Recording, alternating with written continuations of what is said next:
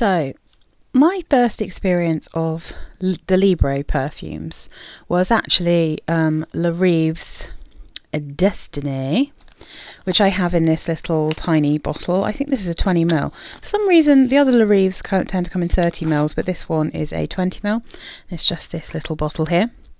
And I was thinking to myself, I just kind of wanted to know what the profile smelled like, and I didn't want to spend too much money because I didn't know if I'd like it. There's quite a lot of jasmine, and but it's very popular, and I was thinking, okay, I just sort of want to know what it smells like so that I can recognise that profile when I'm talking about other perfumes. So I did a little review of a bunch of Le Rives I got, this one included, and I said, I think maybe the jasmine's a bit strong. I wasn't that keen on it. It didn't smell anything like I expected. It was lighter, it was fresher. It smelled to me slightly old-fashioned, not in a bad way, but it reminded me of something that I smelt in my teenage years, something that was a bit mature and kind of clean and fresh. And I couldn't think what it was. And so I was thinking to myself, okay, there's been so many flankers now of Libre, and it's so popular and people talk about it all the time. People are obsessed. So I was having a look. I've now been into Selfridges and I've sniffed a lot of the collection. The one I hadn't smelt was Le Parfum. I assume this is the most recent one. And I was just like, yeah, okay, I kind of get the profile. It's okay. I'm not like absolutely nuts for it by any means, but I can see that it's pretty. I can understand why people like it, but it's not like a particularly youthful perfume. I think it's quite classy, like the general Libre profile. But the reason I went for Le Parfum to try was not because of the very beautiful and very youthful Dua Lipa. This came with my little sample. But because it doesn't list jasmine, so I was like, okay, I think I really like the look of the notes for this particular flanker. So Libre, Le Parfum. The notes listed are top notes of ginger, saffron, mandarin orange and bergamot, middle notes orange blossom, lavender, base notes bourbon, vanilla, honey, tonka bean and vetiver. And I thought, okay, I'm going to try this one, see what it's like. So I'm wearing this on my arm at the moment. And it is certainly very pretty. It's sweet. I can smell the saffron quite a lot in the dry down. I don't get a huge amount of ginger. I think it's orange blossom and sweet honeyed vanilla. I don't get massive amounts of lavender. I don't really get a huge amount else. I can recognise the Libre profile in this, but it's syrupy, and it's very orange blossom heavy. And a few things happened when I tried this.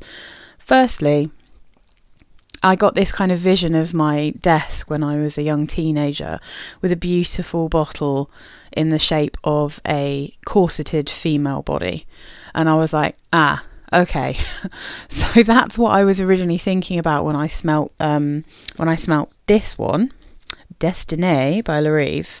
And I was trying to put my finger on why it reminded me of like a slightly old-fashioned perfume, or at least now I guess it's considered a slightly vintage smell, kind of a clean, pretty, quite mature smell. It's because it reminds me of Jean Paul Gaultier Classique, Jean-Paul Gaultier. And that's a perfume that I had when I was too young to really appreciate it. Certainly it didn't suit me, but I loved the bottle. I loved the kind of the metal tin it came in. I just thought it was so cool. So I kept that for ages, even though it didn't suit me. And that's a very orange blossomy perfume. It's quite soapy. It's really clean and fresh. It's maybe smells ever so slightly dated now, but I think that's a really chic perfume. And I think, weirdly, smelling Libre le Parfum has made me appreciate more this kind of more simple version, because now I'm thinking of it in a kind of classique way. I've got this on my other hand. And maybe it's because it's cold weather as well. This is now just smelling like a kind of pretty, soapy, clean girl kind of smell, but quite office appropriate, chic, boss lady kind of smell. And this is not definitely not as rich. They have managed to nail the kind of general profile of Libre, but it's not as rich, it's not as deep, but it's still got that kind of original Libre vibe.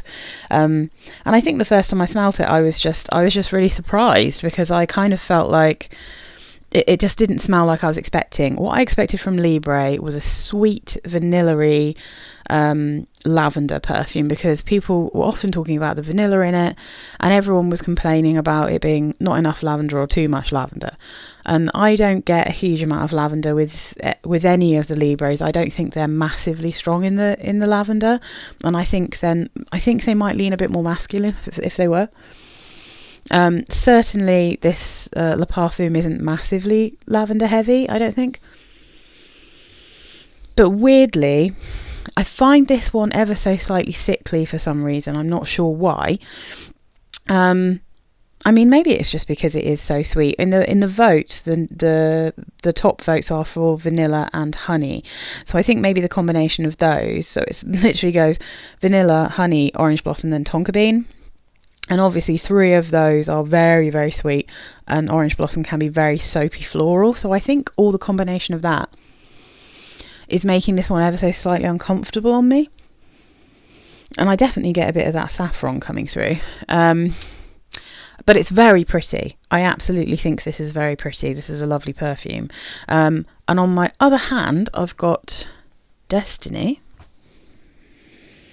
And I'm now sort of preferring Destinee, weirdly enough. Now, it's not as sweet, it's not as thick, but it's definitely got a similar vibe. If I find the notes for Destinee, let's have a little look. By Rive.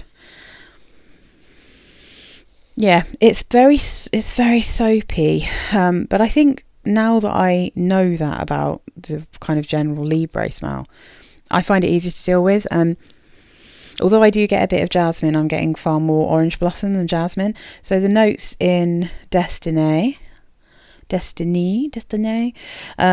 mandarin, orange, blackcurrant and petitgrain in the top. Middle notes lavender, orange blossom and jasmine. Base notes vanilla, musk, ambergris and cedar.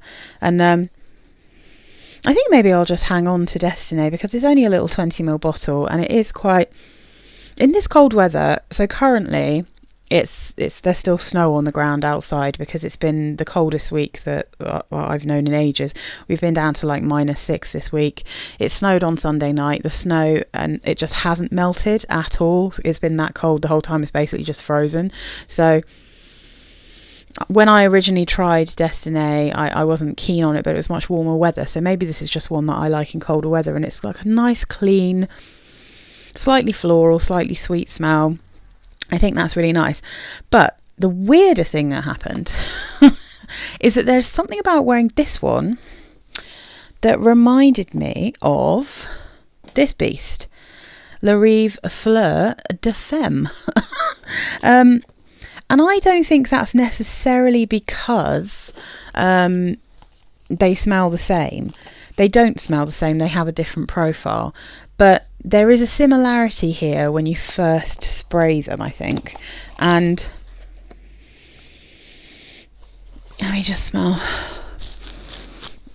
So this guy, Fleur de Femme, is a dupe of Poison Girl. So I liked Poison Girl Unexpected, and I liked the ginger in that. I kind of liked the sweet, slightly caramelly vibe, but it just only lasts for 2 seconds, and it's like 70 quid for a small bottle. So I've kind of just been like, whatever. Now the dry down of Poison Girl Unexpected pretty much just smells like Poison Girl. Poison Girl isn't like a favourite perfume of mine. I don't think it's a massively interesting perfume, but Rive Fleur de Femme, in a way, I think I find a little bit more interesting, because it's got a cherry note in it where there isn't cherry in the original Poison Girl. So I'm just going to get out Fleur de Femme. Now the original Poison Girl has orange blossom in it, and it's a sweet, syrupy, slightly floral, very girly, slightly fruity. It's got like bitter orange, all that kind of stuff. And it does have that same kind of syrupy, floral, fruity vibe that I get from this. It's not the same profile, but something about wearing this made me think of this, or at least it made me think of Poison Girl. Probably Poison Girl Unexpected because of the ginger. So, and again, like, neither of them are like hot ginger. They're both just a bit gingery, but they're both quite syrupy and sweet. They've got kind of a fruity floral vibe, and they're kind of relatively kind of warm, you know?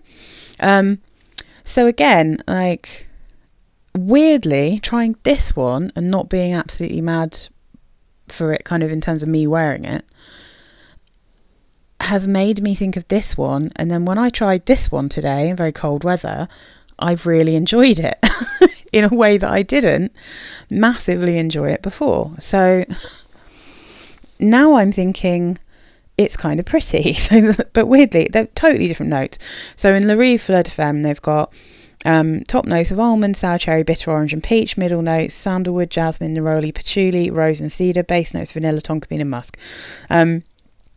And the sour cherry really came out when I sprayed it this time, like really came out in this cold weather. But I think there's something about the bitter orange and the neroli and jasmine together, because I think sometimes neroli has a real kind of orangey smell to it, and it's very floral, very soapy. So I think there's something about that gives me a slight orange blossom vibe. They're not that, I don't know, maybe they're just the same kind of family of scents, even though they're not exactly the same profile. Because if I look at Poison Girl, let's have a little look at this one now. There's two different types though, so what's in here? There's definitely, I think there's orange blossom in the EDT and the EDP. Yeah, so we've got bitter orange, you've got orange blossom, tofu balsam, Kashmirian, tonka, you've got tonka and vanilla, both very syrupy, you know. So I think this is just one of those weird situations where a perfume that I've smelt that's, I think is really pretty, but I'm not sure really suits me, has made me like two other perfumes that I already owned that I wasn't sure that I liked. And again, it just goes to show you should hang on to things and try them in different seasons. What does it say here? Iconic structure of Libre, tension between cool diva lavender heart. Okay. Orange blossom absolute. It's definitely very heavy in the orange blossom. I can definitely smell that saffron in this, but it's very heavy in the honey and the vanilla. It's very, very sweet. I was a bit scared of spraying this on me because I thought it might be an absolute beast, but it's not. It's actually, I think, really wearable, quite easy. I mean, if you oversprayed it, it would probably get a bit sickly and a bit much. But I think that I think it's pretty. I just don't really want a bottle of it. I think I'll keep this little 20ml Destinee. Sorry about my hand, by the way. I was getting rid of some of my old lipsticks and I was testing out which ones I wanted to keep because I've got so many reds and so many pinks. But yeah, it was really, really fun to try this. I can totally understand why people like Libre, but I think it's really interesting, and I think like the marketing's really interesting as well, because I feel like Libre is all of the ones that I've sniffed, and this one's no different. They smell grown up. They don't smell like perfumes for young women. They smell like office appropriate, smart, chic, pretty scents, you know. They smell quite grown up. I don't like using the word mature because I think it gives the wrong impression. You know, Chanel No. 5 is mature, right? But this is not that by any means. This is much sweeter, it's lighter, it's much more approachable. I think it would leave a nice sillage, scent trail, sorry. It does have a bit of sillage, but it's not massive at all. I can smell the Rives on my other arm equally with this one. Only because I've got two of them on that arm, to be fair, but it's, you know, Libre Le Parfum is not like taking over my bedroom. It's not taking over all of everything. I just don't really want a bottle of it, but I think it's actually a very pretty perfume. And I think out of all the ones I've smelt, although I think Libre, the original, but in the Destinee version, because it's lighter and it's not as deep and it's not as kind of rich, I find that one quite easy to wear today for some reason, because it's kind of soapy. But of all the actual Libres that I've smelt, I think that this is the nicest one. Maybe it's because it's not as jasmine-y. It's definitely got a little bit more of a honeyed, saffron-y, spicy vibe to it. And I think the one this is compared to most is Intense, but I think that one was quite, from what I remember, it was quite jasmine-y, more so than this, so, not as easy for me to deal with. But anyway, I've been talking about this for ages, but I thought this has just been a really interesting experience, because it's not normally the case that I smell a perfume and then it makes me want to wear other perfumes. I don't feel the need to smell like Libre, because I have a feeling that everyone else is going to smell like Libre very soon, because it's a very, very popular scent, isn't it?